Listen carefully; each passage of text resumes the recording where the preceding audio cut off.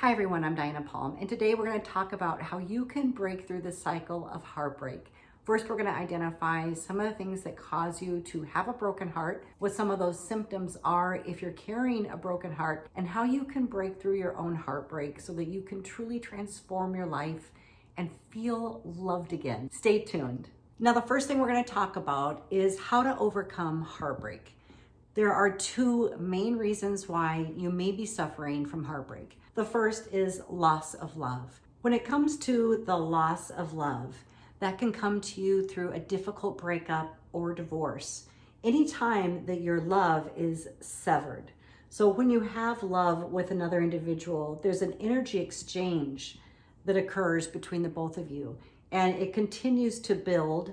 You continue to lift each other up, offer affection, compliments, love, and a loving, compatible relationship. There's a lot of communication, affection, warmth, and energy that's exchanged within relationship. It goes back and forth in both directions, where both partners are giving to each other to uplift, heal, and love their partner. Now, whenever there has been a relationship ending, there is nowhere for this energy to come from or anyone to give it to. And the severing here is what causes the heartbreak. So a heartbreak is really more about the severing of love, severing the energy of love. And how does one fill that space for themselves so that they can feel love in their life again and have enough to offer somebody else in a new relationship? So that's what it's really about. The second form of heartbreak is from the actual loss of a loved one.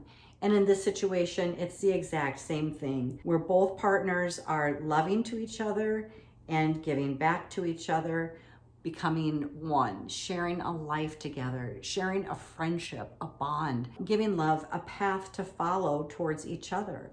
This can come in so many different forms. Many people feel this genuine love towards a beloved pet. Many people feel this with their spouse, their parents, children, or their best friend. This can be shared in many ways. And when one person actually passes away, there's no one to give the love to or no one to feel the love from. This energy is the same as in the loss of love through divorce or breakup. It's the severing of love. So with all heartbreak, what we're really working with is the loss of love.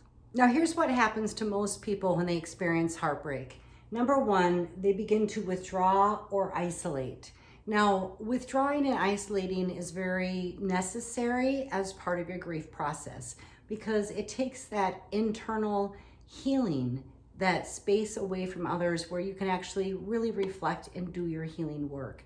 But you don't want to get stuck there. Many people make the mistake of staying in withdrawal mode or in isolation as a way to protect themselves by not surrounding themselves with other people that could hurt them, either through loss of love or the loss of a loved one. The second thing most people do is build walls of protection where they are so afraid of being hurt that they do not re-engage at an emotional level with people.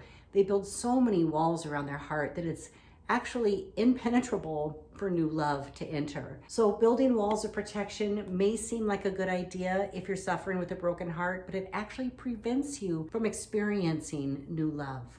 The other thing people do, they go into denial.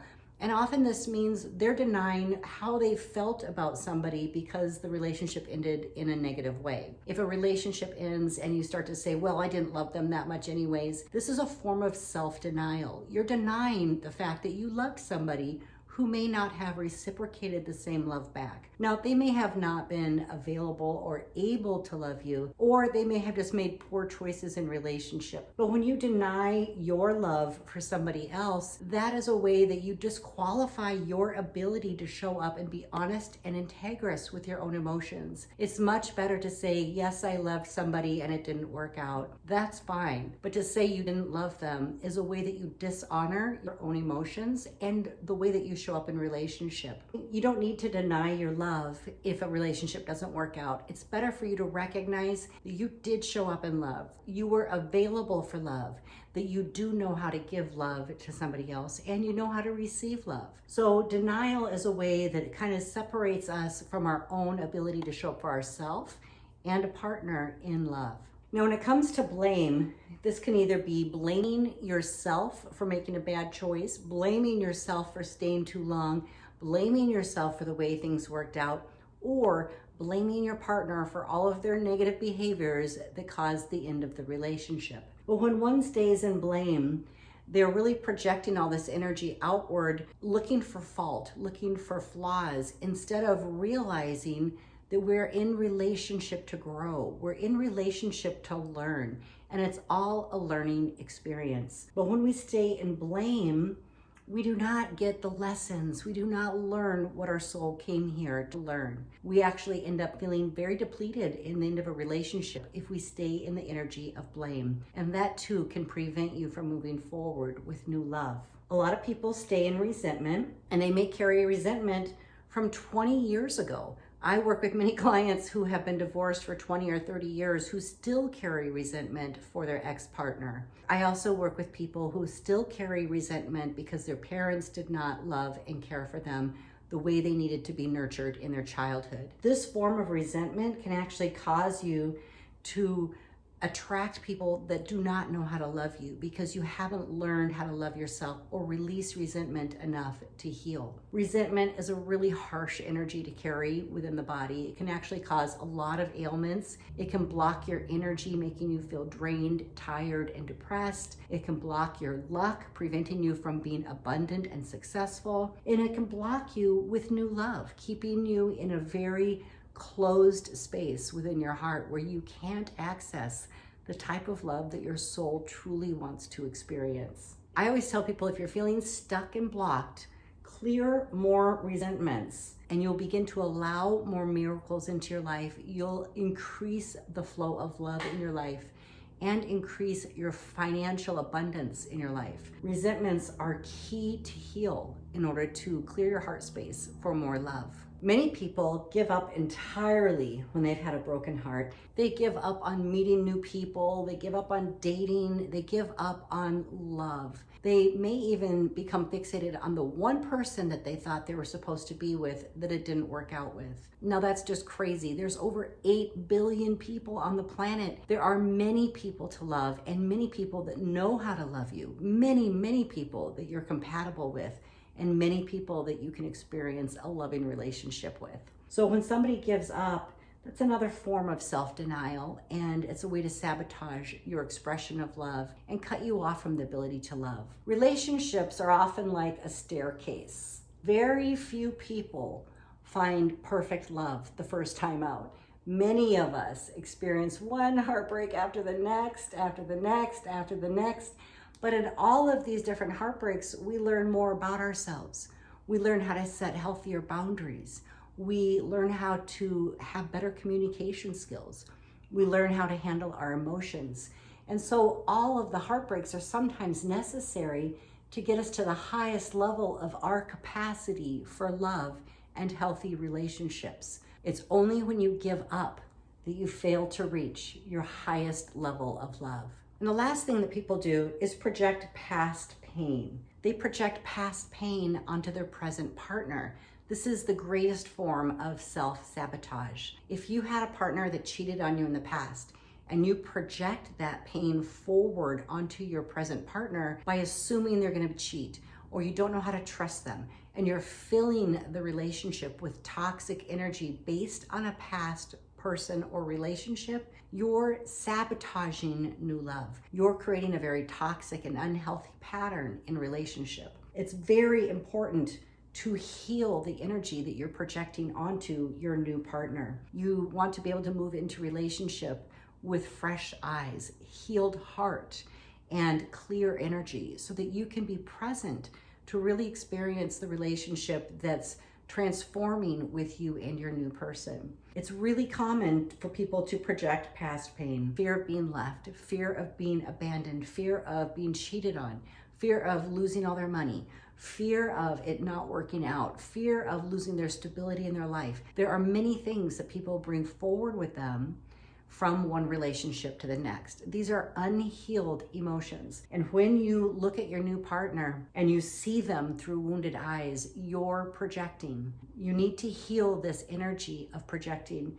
You need to heal your past wounds so that you can stop projecting past pain onto your present partner. Now, if you actually do attract cheaters over and over and over, then you do need to actually look at yourself and the patterning involved with attracting people over and over that cheat on you. This is an energetic pattern that can be healed when you heal your subconscious programming around relationship, what you expect, how you show up, how you communicate, and what you look for in a partner. Learning how to build trust in relationship before diving all the way into a relationship will help ensure that you've selected a partner that you can grow with and count on. So there are many things to learn from past failures and past pain, but you want to make sure that you're not projecting that old pattern onto a present person. If this is making sense to you and you've experienced any of these patterns from a broken heart, let me know that down in the comments below. Let me know which ones you really struggled with and what you did to overcome those. Now we're going to review how you can actually heal that heart space and move forward with the healed heart. The first thing that you need to do is recognize and release relationship patterns. That means yours. If you've been experiencing a lot of drama, chaos, and confusion, if you've been experiencing a lot of addiction in relationships, if you've been experiencing abuse in relationships, if you've been involved with narcissistic, empathic relationships, those are patterns. Those are ways that you play a certain role with a partner that is unhealthy. It's a toxic patterning in relationship. And what it really means is, number one, you need to do some healing. Number two, learn some new skills for relationship and set healthier boundaries for yourself so that you can move forward in healthier ways. But this can be done. There are many ways to heal toxic relationship patterns. The first thing is you do need to recognize that you're part of that and release the relationship patterns that have been causing you pain. The second thing you want to do, evaluate your life lessons. That means evaluate what you learned from this relationship. And if your evaluation comes to pointing fingers and saying none of this again and none of those again, you're not getting it. Evaluating your life lessons means internally, what are you doing in relationship? Where have you let yourself down by not loving yourself enough to make healthy choices in relationship? Evaluating your life lessons has nothing to do with the types of partners you're attracting, but it has everything to do with the way you're showing up in relationship. So take a good look at that and how you're showing up and where you can grow in more skills for relationship. Vital mindset shift. If you would like to see a different result than what you've experienced before, it's going to be necessary, vital for you to shift your mindset. This is what I do when I work with people on their subconscious reprogramming. Many people have witnessed the relationships around them from their original family, their mom and dad, their grandparents, their closest family and friends. And this literally leaves an imprint on the mind that you start to play out, regardless if you know it or not. So depending on what kind of relationship surrounded you in your childhood, this is how you have become programmed. If you want to do a vital mindset shift, that is what is required to have a healthier relationship than what you've been exposed to, or to have a more abundant relationship, a more loving relationship, more harmonious relationship. You need to change your mindset. You need to get into the subconscious programs that you have been given since childhood and shift the way you think and feel about relationships so that you can open up new neural pathways where love and healthy relationships exist for you. Instilling new feelings can be done by yourself, although it's much quicker if you go to a professional who knows how to spiritually deliver that into your DNA. And that's one of the gifts that I do, is bring in new feelings for love. Really amping up and filling up an individual for the ability to love themselves and value themselves by depositing new feelings inside the cells of their body. Perhaps you were not loved appropriately by your mother or father or both parents and went through life feeling a lack of love, or that it was hard to get love because you didn't get that kind of love and nurturing in your childhood. But when you go to a healer that puts that kind of energy into your body, your cells plump up with this beautiful, full expression of love. And now you can begin to move through the world by attracting it because you're feeling it. For the first time, you'll have feelings in your body that allow you to experience it and attract it from others. So instilling new feelings for love is a really, really important step to help you attract it and experience it. Visualize vibrant love. Yes, the visualization technique is so powerful. I always tell people, and don't just think about what you want, visualize it. Visualize you in that life with that partner that loves you. Visualize the things you're doing together that you truly enjoy. Visualize the feelings that you will have when you're holding hands or sharing a beautiful romantic meal together, or going to holidays and being so excited to see family and friends that you can celebrate with. Visualize doing all of these things because your brain understands images. It is easier for your brain to see a picture of what you want and then duplicate it by attracting the right people and circumstances to you. So if you're a person that writes on paper, that's okay if it helps you to visualize, but it's actually the visualization that is the most impactful for bringing it into your life and helping you manifest it. So visualize vibrant love. And the last one here is experience healthy love. If you do all of these things on the list, it will help you to truly experience healthy love, where you don't need to protect, you don't need to hide or withdraw, you don't need to control, you don't need to be resentful. You can actually be in a healthy relationship. And for many people, that's quite scary because they don't know what it looks like or feels like, and they probably didn't have a lot of experiences like that around them when they were growing up. And so you may actually need to have a new mindset dropped in to show you what it's like to have a healthy relationship, or show you what it's like to have balance within the male-female relationship or any domestic partnership, that you know what it feels like to both give freely to the relationship without feeling depleted or resentful. There's so many things that can reshape the way that you experience relationships. And all of them are inside my grief healing program, where I focus on helping you to heal the grief from heartbreak and loss. I go through all of these different things in my 9-week program. I do a lot of subconscious reprogramming and repatterning in the mind. And I bring in new skills and abilities for you to create the neural pathways to have healthy, loving relationships, and for you to truly know that there is the right partner for you. So if you'd like to work with me, be sure to check out my website at www.dianapalm.com, where I bring you through the spiritual healing, the mindset shift, instilling new feelings, and shifting all your spiritual energy around love and relationships so that we can really heal the grief you carry over heartbreak and loss. It is my truest desire to help you heal your heart and shift the way that you've shown up in relationships so that you can be happy with somebody who truly loves you. If you have questions for me, leave them in the comments below. If you like this video, be sure to give me a like, subscribe, and share it with your friends. Thank you so much for being here, everyone. I can't wait to see you in the next video.